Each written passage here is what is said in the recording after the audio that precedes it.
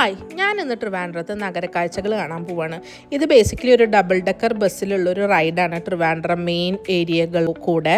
അപ്പോൾ ഒരു 64 സീറ്റുള്ള ഒരു ബസ്സാണിത്. താഴത്തെ സീറ്റിന് 100 രൂപയും അപ്പർ ഡെക്കിന് 200 രൂപയാണ് വരണത്. ഇതിൻ്റെ ടൈമിംഗ് എന്ന് പറഞ്ഞാൽ ഒരു ഉച്ചയ്ക്ക് 3 മണി തൊട്ട് രാത്രി 10 മണി വരെയാണ് ഇവരുടെ സ്ലോട്ട് അവൈലബിൾ. അപ്പം ഞാൻ തിരഞ്ഞെടുത്തത് 5 മണിയുടെ ഡ്രൈവാണ്. അപ്പോൾ ഇതൊരു 1.25 മണിക്കൂർ വരുന്ന ഒരു റൈഡാണ് കേട്ടോ. പക്ഷേ ട്രാഫിക്കും തിരക്കൊക്കെ കാരണം 1.25 കൂടുതൽ, അതായത് ഒരു 2 മണിക്കൂർ വരെ നീളാൻ ചാൻസ് ഉണ്ട്. അപ്പോൾ ഇത് ബുക്ക് ചെയ്യേണ്ടത് എങ്ങനെയാണെന്ന് വെച്ചാൽ നമ്മൾ ക്രോമിൽ കയറിയിട്ട് ആദ്യം സെർച്ച് ചെയ്യുക ഡബിൾ ഡെക്കർ ബസ് റൈഡ് എന്ന് പറഞ്ഞിട്ട്. ഞാൻ ആ ലിങ്കും താഴെ കൊടുക്കാം. എന്നിട്ട് നമ്മൾ ആ ലിങ്കിൽ കയറിയിട്ട് നമുക്ക് ടൈം സ്ലോട്ട്സ് അവൈലബിൾ ആണ്, നമുക്ക് ഇഷ്ടമുള്ള സ്ലോട്ട് സെലക്ട് ചെയ്യാം.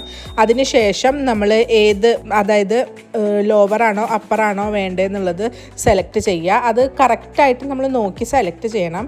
അതിനുശേഷം നമുക്ക് ബോർഡിങ്ങും പിന്നെ ഡ്രോപ്പ് ഓഫും ഉണ്ട്. പക്ഷെ അത് ഈ സ്പോട്ട് തന്നെയാണ്, നമ്മൾ കയറിയ സ്ഥലത്ത് തന്നെയാണ് നമ്മളതിനെ ഇറക്കുകയും ചെയ്യുക. അപ്പോൾ ഈ സ്പോട്ട് തന്നെയാണ്, അതിന് പ്രത്യേകിച്ച് വേറെ ഓപ്ഷൻസ് ഒന്നും അവിടെ ഇല്ല. അതിനുശേഷം നമുക്ക് നമ്മുടെ പേയ്മെൻറ്റ് എന്താണെന്ന് വെച്ചാൽ ചൂസ് ചെയ്യാം. അതിന് മുന്നേ നമ്മൾ നമ്മുടെ ഡീറ്റെയിൽസ് ഒക്കെ കൊടുക്കണം, ഫോൺ നമ്പറും കൊടുക്കണം. പേയ്മെൻറ്റ് പിന്നെ എങ്ങനെ വേണമെങ്കിൽ ചെയ്യാം. ഇങ്ങനെയാണ് നമ്മൾ ബുക്ക് ചെയ്യുക. അങ്ങനെ ഞാൻ ബസ്സിൽ കയറി. ഞാൻ ആദ്യമായിട്ടാണ് ഇങ്ങനൊരു ഇത്രയും ഹൈറ്റിലിരുന്നിട്ടൊരു നഗരം കാണണത്. അപ്പം നല്ലൊരു എക്സ്പീരിയൻസ് ആയിരുന്നു. പിന്നെ കുറച്ച് വെയിലുണ്ടായിരുന്നു. 5 മണി സമയമായിട്ടും വെയിലൊന്നും അങ്ങനെ താഴ്ന്നിട്ടുണ്ടായിരുന്നില്ല. അപ്പം ഞാൻ പറയുകയാണെങ്കിൽ ഒരു കൂളിംഗ് ഗ്ലാസ്സോ അല്ലെങ്കിൽ ഒരു ഷോളൊക്കെ നിങ്ങൾക്ക് എടുക്കാവുന്നതാണ്. അല്ലെങ്കിൽ വെയിലും പൊടിയൊക്കെ ഉണ്ട് കുറച്ച്. കണ്ടക്ടർ ചേട്ടൻ നമുക്ക് എല്ലാ സ്ഥലങ്ങളും എക്സ്പ്ലെയിൻ ചെയ്തൊക്കെ തരുന്നുണ്ട്. പക്ഷെ എല്ലാം മലയാളത്തിലാണ് പുള്ളി പറയണത്. ഇപ്പം നമ്മളൊക്കെ കേരളത്തിൽ നിന്നുള്ള ആൾക്കാരും മലയാളം അറിയണവരായതുകൊണ്ട് കുഴപ്പമില്ല. പക്ഷെ കേരളത്തിൻ്റെ പുറത്തുള്ള ആൾക്കാർ അല്ലെങ്കിൽ മലയാളം അറിയാത്ത ആൾക്കാരൊക്കെ ഈ ഡ്രൈവിന് വരുമ്പോൾ അവർക്ക് കുറച്ചൊരു കൺഫ്യൂഷൻ വരാൻ ചാൻസ് ഉണ്ട്. അവർക്കൊന്നും മനസ്സിലാവാൻ ചാൻസ് ഇല്ല. അപ്പോൾ കുറച്ച് ഇംഗ്ലീഷിലും കൂടിയും പറയാമെന്ന് എനിക്ക് തോന്നി. പിന്നെ ഈ ബസ് റൈഡിൻ്റെ റൂട്ട് വരണത് ഇത് ഈസ്റ്റ് ഫോർട്ട് ബസ് സ്റ്റാൻഡിൽ നിന്ന് സ്റ്റാർട്ട് ചെയ്തിട്ട് നേരെ പത്മനാഭസ്വാമി ക്ഷേത്രത്തിൻ്റെ മുന്നിൽ കൂടെ സെക്രട്ടേറിയറ്റ് വഴി പാളയം വന്ന് കവടിയാർ കൊട്ടാരത്തിൻ്റെ ഫ്രണ്ടിൽ നിന്ന് പിന്നെ റിവേഴ്സ് എടുക്കും. നമുക്ക് കൊട്ടാരത്തിൻ്റെ ഉള്ളിലൊന്നും കാണാൻ പറ്റില്ല, പുറത്ത് നിർത്തിയിട്ട് റിവേഴ്സ് എടുക്കും. എന്നിട്ട് നമ്മൾ വന്ന വഴി പാളയത്തെത്തിയിട്ട് പിന്നെ ചാക്ക വഴി നമ്മൾ ശംഖുമുഖം ബീച്ചിൻ്റെ അവിടേക്ക് പോവും.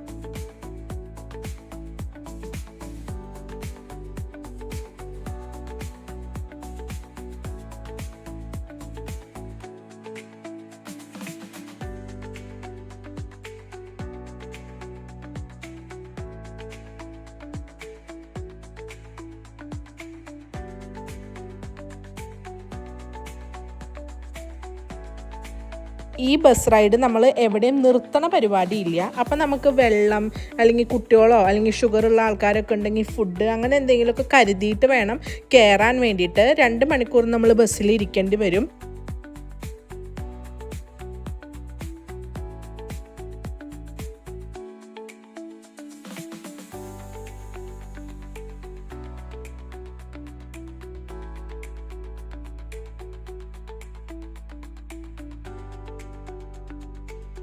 അപ്പോൾ നമുക്ക് ട്രാഫിക്കൊക്കെ ഉണ്ട്. നമുക്ക് കുറച്ചൊരു ബോറിങ്ങൊക്കെ ആയിട്ട് ചിലപ്പം ട്രിവാൻഡ്രം അറിയണവർക്കൊക്കെ തോന്നും.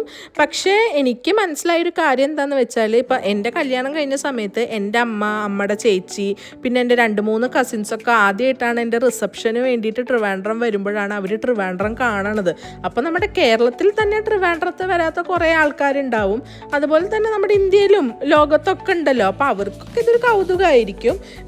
എനിക്ക് ഗവൺമെൻറ്റിൻ്റെ ഭാഗത്തു നിന്നുള്ളൊരു നല്ലൊരു പദ്ധതിയായിട്ട് ഇത് തോന്നി.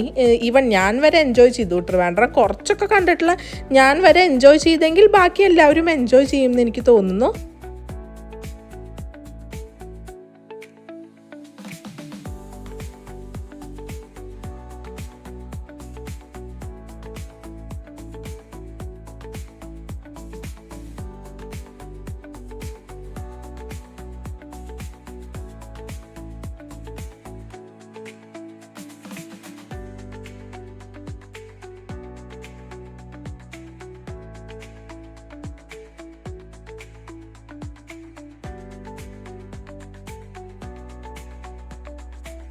ഇതിൻ്റെ മെയിൻ അട്രാക്ഷൻ എന്ന് പറയുന്നത് ശംഖുമുഖം ബീച്ച് പോണ വഴി നമുക്ക് എയർപോർട്ട് കാണാൻ പറ്റുന്നുള്ളതാണ്.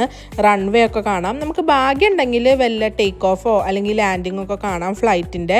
പിന്നെ നിങ്ങൾ ശ്രദ്ധിക്കേണ്ട ഒരു പ്രധാന കാര്യം എന്താണെന്ന് വെച്ചാൽ ഈ എയർപോർട്ടിൻ്റെ അവിടെ എത്തുമ്പോൾ ഭയങ്കര സെക്യൂരിറ്റിയാണ്. നമ്മുടെ അടുത്ത് പ്രത്യേകം ഫോണൊന്നും യൂസ് ചെയ്യരുത്, വീഡിയോ എടുക്കരുത്, ഫോട്ടോ എടുക്കരുത് എന്നൊക്കെ പറയും. അപ്പം നമ്മളും പരമാവധി അതിന് സഹകരിക്കാൻ നോക്കുക.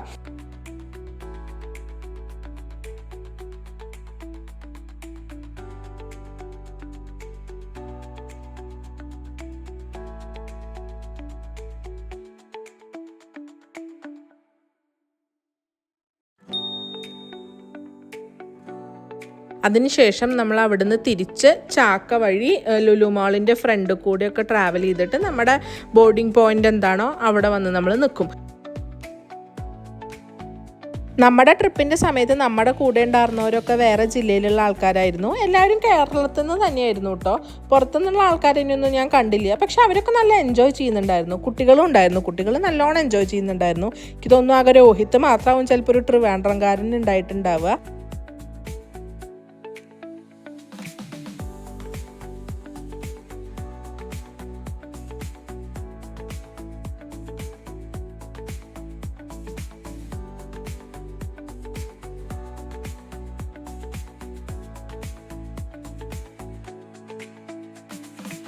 അപ്പം നിങ്ങൾക്ക് ട്രിവാൻഡ്രം വന്നിട്ട് എന്തെങ്കിലുമൊക്കെ എക്സ്പ്ലോർ ചെയ്യണം, അല്ലെങ്കിൽ മുഴുവൻ സ്ഥലങ്ങളൊന്നും കാണാൻ പറ്റിയിട്ടില്ല, അല്ലെങ്കിൽ കുറച്ചൊരു ട്രിവാൻഡ്രം തലസ്ഥാന നഗരിയാണല്ലോ, അപ്പോൾ കാണണം എന്നൊക്കെ തോന്നുകയാണെങ്കിൽ തീർച്ചയായിട്ടും നിങ്ങൾക്ക് ഈ ഒരു ഡ്രൈവ് ട്രൈ ചെയ്യാവുന്നതാണ്.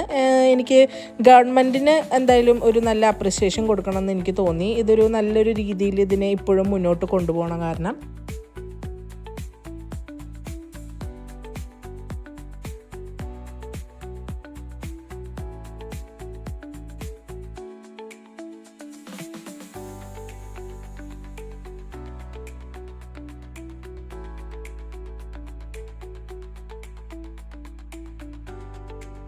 നമ്മൾ 5 മണിക്കാണ് ഈ ബസ് റൈഡ് തുടങ്ങിയത്. നമ്മൾ 5 മണിക്ക് തുടങ്ങി 7 മണി കറക്റ്റ് 7 മണിയാകുമ്പോഴേക്കും നമ്മൾ തിരിച്ച് നമ്മുടെ ബോർഡിംഗ് പോയിന്റിൽ എത്തിയിട്ടുണ്ടായിരുന്നു. ആ സമയത്ത് തന്നെ അവിടെ ക്യൂ ആയിരുന്നു. ഓൾറെഡി ബുക്ക് ചെയ്തതും ബുക്ക് ചെയ്യാത്തതൊക്കെ ആയിട്ടുള്ള ആൾക്കാരുടെ നല്ല ക്യൂ ഉണ്ടായിരുന്നു അടുത്ത റൈഡിന് കയറാൻ വേണ്ടിയിട്ടുള്ളത്. അപ്പോൾ നിങ്ങൾക്ക് പറ്റുമെങ്കിൽ നിങ്ങളിവിടെ എവിടെയെങ്കിലും ട്രിവാൻഡ്രത്തൊക്കെ വരുന്നുണ്ട്, അല്ലെങ്കിൽ ട്രിവാൻഡ്രം ഇതുവരെ കാണാത്തവരാണെങ്കിൽ ഈ ഒരു റൈഡ് തീർച്ചയായിട്ടും നിങ്ങൾക്ക് പോവാവുന്നതാണ്.